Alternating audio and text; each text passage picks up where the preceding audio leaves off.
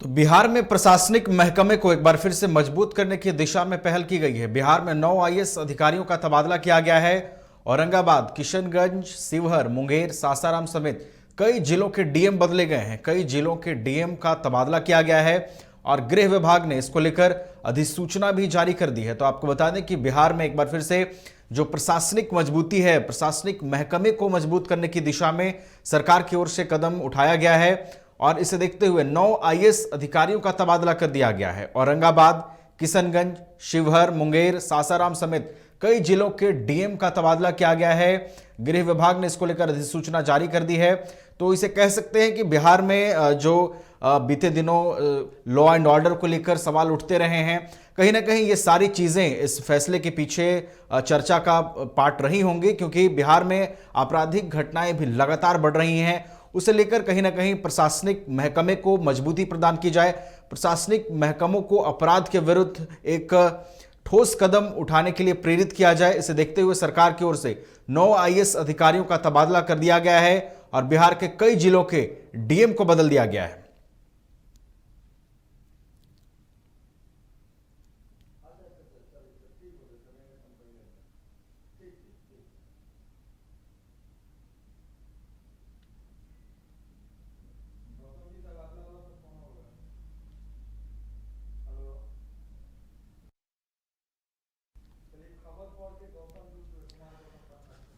तो बिहार में प्रशासनिक महकमे को एक बार फिर से मजबूत करने की पहल हुई है। बिहार में 9 आईएएस अधिकारियों का तबादला हुआ है। औरंगाबाद, किशनगंज, शिवहर, मुंगेर, सासाराम समेत कई जिलों के डीएम बदले गए हैं और अधिक जानकारी के साथ संवाददाता गौतम फोन लाइन पर जुड़ चुके हैं। गौतम का रुख करेंगे।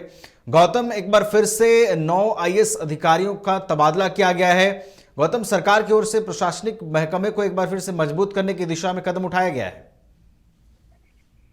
जाहिर तौर से देखिए, चुनाव से ये तब्दीलियां और सरकार करती है और कोई नई बात नहीं है, लेकिन जिस तरीके से अलग अलग कुछ दिन पहले भी आपने देखा कि तबादला किया गया था, तो ऐसे में स्वाभाविक है कि मुख्यमंत्री नीतीश कुमार औचक निरीक्षण कर रहे हैं। औचक निरीक्षण के दौरान मंत्रियों के आने जाने का समय देख रहे हैं, तो वो चाहते हैं कि चुनाव के साथ साथ विकास की भी बातें हो, विकास कहीं भी अवरुद्ध ना हो बिहार में। तो ऐसे में कई अलग अलग जिले हैं जहाँ पर जिला पदाधिकारियों का तबादला, इसके अलावा आपने देखा कि पिछले दिनों एसडीओ लेवल पे तबादला हुआ था। तो कहीं ना कहीं प्रशासनिक फेरबदल से विकास की जो गति होती है वो बढ़ती है। जो नए नए डीएम ज्वाइन करते हैं वो अपने जिले में एक बार फिर से विकास की रफ्तार को तेज करते हैं। इसी उम्मीद के साथ ये चीजें की गई है और इसको ये कह सकते हैं कि कहीं ना कहीं पूरा बिहार इस समय लोकसभा चुनाव के मद्देनजर राजनीतिक तौर पर चुनाव का जो माहौल है वो बन गया है। तो ऐसे में जो प्रशासनिक फेरबदल उसके साथ ही विकास की जो रफ्तार है, सरकार की जो योजनाएं हैं वो जनता तक पहुंच सके, इसको लेकर के भी इस नजरिए से भी देखा जाता है। गौतम, बीते दिनों जिस तरीके से बिहार सरकार लॉ एंड ऑर्डर को लेकर घिरती रही है, उसे देखते हुए भी ये कहीं ना कहीं तबादला जो है वो बेहद अहम हो जाता है।